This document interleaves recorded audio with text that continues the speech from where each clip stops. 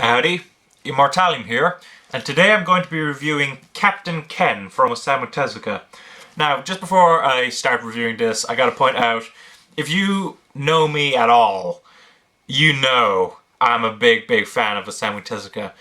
And that does play into this review a little bit because, when I was getting ready to read Captain Ken, I was thinking, by God, this is the first new Osamu Tezuka that I've read in a long time. I'm really excited to be reading this. So, just to say that I'm not unbiased. I was going into this with a lot of excitement, reverence for his work. So I just got to point out that I'm not unbiased. So let's start off with what the story of Captain Ken is. So Captain Ken is a space western. It begins in the far future. Basically, the Martians are telling their young ones about their savior, Captain Ken. They don't know how much of the story is true, but they do know that Captain Ken was their savior, and they're telling their children the story of their savior. And then we go into that story. So basically, it opens up with the humans arriving on Mars. The Martians are pretty excited to be meeting these humans, so they go out. They're like, okay, we want to become friends with you. But humans freak out. They open fire on the Martians, killing many of them. And they begin enslaving the Martians, taking their land and their treasures. And the Martians begin to become more and more unhappy with their treatment by the humans. They begin attacking the humans and, trying to drive them off their land. So at the beginning of our story, we encounter a character called Mamoru. And Mamoru and his family are waiting for a very long-distance relative to arrive from Earth called Ken. And they don't know anything about Ken. They don't know what age they are, they don't know what gender they are. All they know is that their name is Ken. So Mamoru's really excited. He decides to head out to the port to guide Ken back to his family's place. So he heads out. On his way there, he encounters kind of a cowboyish character, this guy right here. And after getting to a bit of fisticuffs with him, he finds out that the guy's name is Ken. So he logically thinks to himself, God, this must be my my long-distance relative. So they get into fisticuffs and Ken goes away. And Mamoru returns back to his house to find out that Ken has arrived, his long-distance relative Ken. And he's like, okay, I'm going to give Ken what he deserves. Only to find out that the Ken that arrived at his house is a very young, fragile-looking female. A girl. Which surprises Mamoru. And Mamoru, after seeing a couple of signs, he kind of thinks to himself, I think that this Ken is the exact same person as that other Ken, and I'm going to prove it. And that's how the story begins. It incorporates a lot of the tropes of, the Western genre, like horses, duels, pistols, and, the Martians take the place of the Native Americans. So there's a lot of Western tropes, but it's set in this kind of sci-fi future. So it takes place on Mars. The pistols are actually like laser guns. The ship that Ken arrived on is actually a spaceship. So it's kind of taken a Western genre and just putting it into a futuristic setting. So a pretty nice setting overall. In regards to the plot line about, Mamoru trying to prove that Ken is the same as the other Ken. It's a very interesting little storyline, simply because from the beginning we think we know the answer, we're very confident in our answer, we see some hints, we see some red herrings, and then in the end we kind of realize to ourselves, wait a second, this isn't quite what I thought it was. So, Tezuka presents us with one thing and then mentions later, oh, this is completely different. So from that perspective, it was unexpected, it kept me engaged. So very interesting kind of plot point overall. And now in terms of what the entire storyline of the manga, despite the fact that at the beginning all of our focus is on Mamoru, over the course of the story our attention gradually moves on to Captain Ken. This is Captain Ken's story. The Martians from the future are telling their children of their savior, Captain Ken. So it wouldn't make sense for them to be talking about Mamoru so much. So it does gradually push on over to Captain Ken. And Captain Ken has to, prove that there's corruption on Mars in terms of the mayor and the governor. He has to save the Martians because that's his entire goal, and we don't know why this is Captain Ken's goal.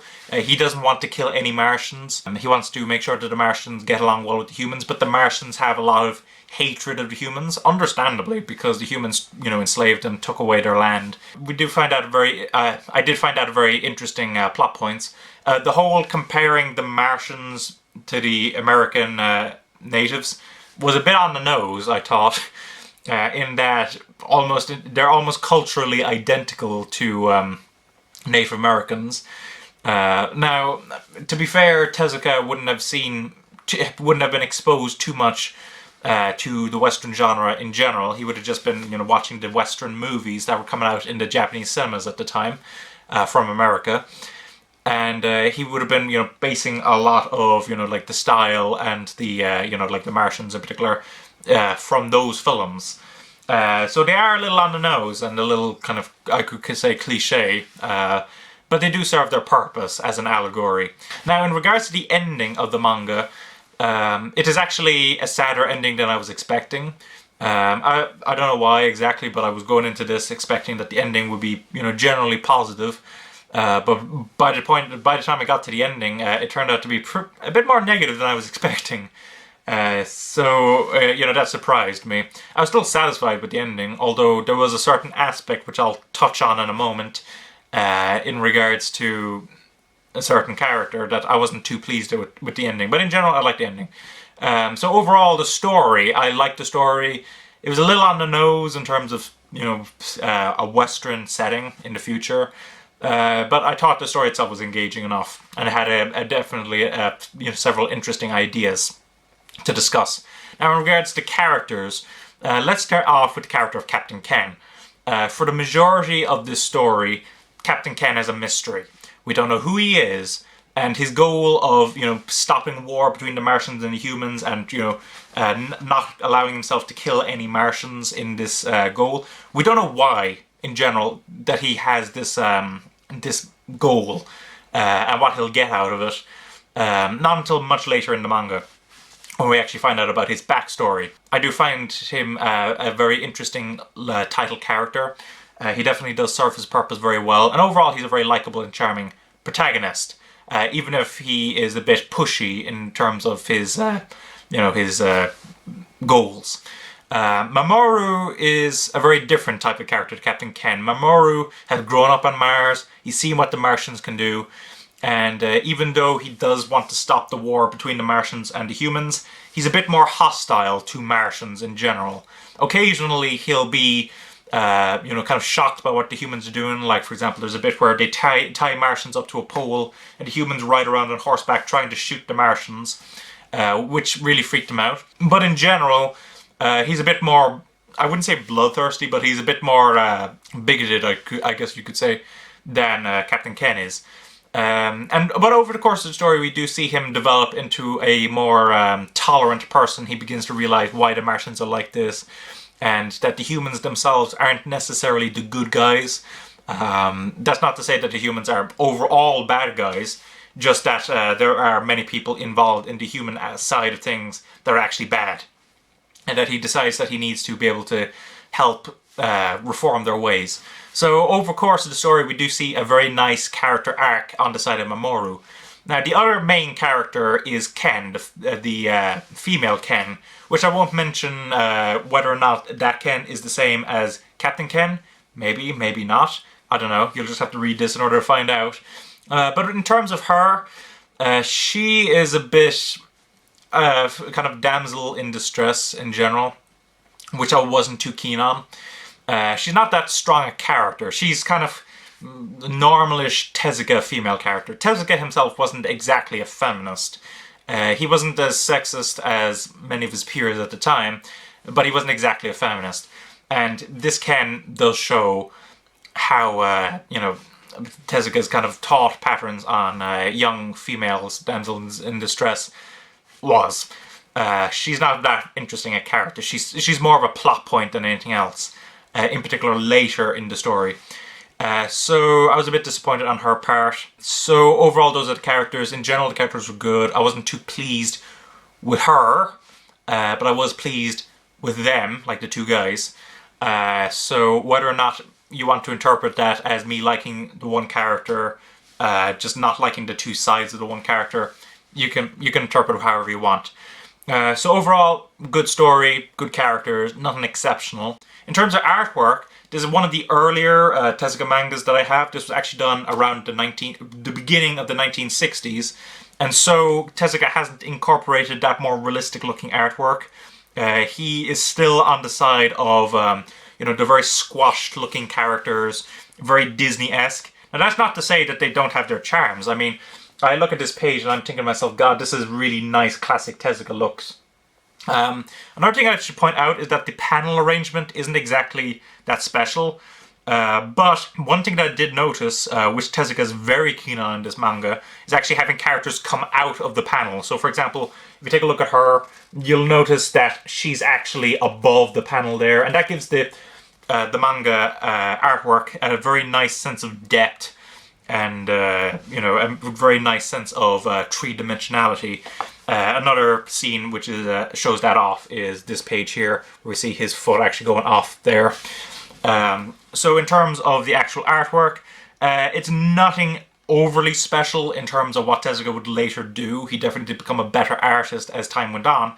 But in terms of classic Tezuka, it is definitely one of the nicer looking Tezuka titles that I have. So I do want to point it out.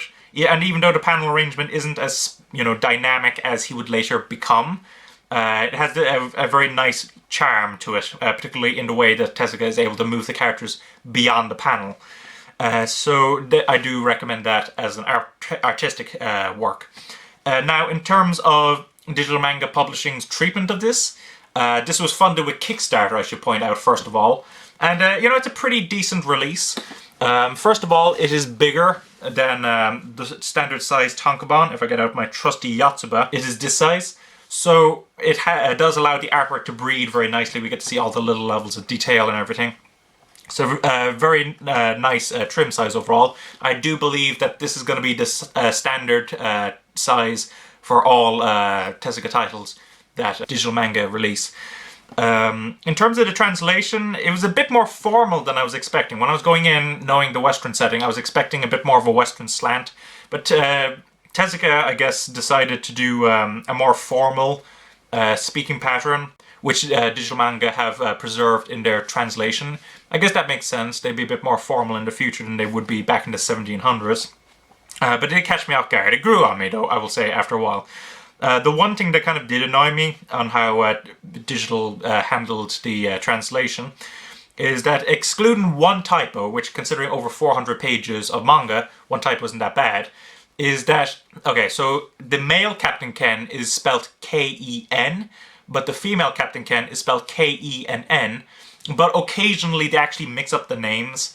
Mainly, they'll sometimes call the female Ken, K-E-N, which did annoy me. I do wish that Digital Manga had, gone over it one or two more times, just caught that on the quality assurance and, fixed it.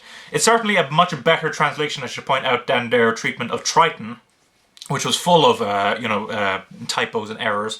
But, I do wish that they had fixed that, because that was one of the things that kind of really annoyed me when I was reading this. And I guess the other thing I should point out about Digital Manga's treatment of this is that this is going to be the last Tezuka title that they're going to release, through Amazon and the Book Depository. From here on outwards, every other Tezuka title they're going to release after this is only going to be available through the Kickstarter, digitally with their, is it e-manga? And Akadot, which I believe is a shop that they've set up. So if you're looking for future Tezuka titles, you'll have to get them through there. But luckily, this is available through Book Depository and Amazon. So that is something. So overall, what I think of Captain Ken, I found it to be a very enjoyable work. Did it reach the highs that many of other Osamu Tezuka's titles have reached? I wouldn't think so, but that doesn't mean that I didn't enjoy this. I found it a very entertaining work. I found it, it had some very interesting questions. The story kept me on, on my toes all the time. It got a very charming art style. And overall, I will recommend, particularly if you're a Tezuka fan, you should pick this up. If you're looking for an action-adventure story, you can definitely go much worse than this. If you have an aversion to older manga, or then yeah, you're going to probably have a problem with this. And if you're just starting out with Tezuka, you can probably pick off a couple of his more acclaimed works rather than this. But this is one that you should definitely pick up at some point. It is a very good manga. So yeah, that's my review of Captain Ken overall. Hopefully you found it helpful and enjoyable. So thanks for watching. Don't forget to comment, rate, subscribe, and bye-bye.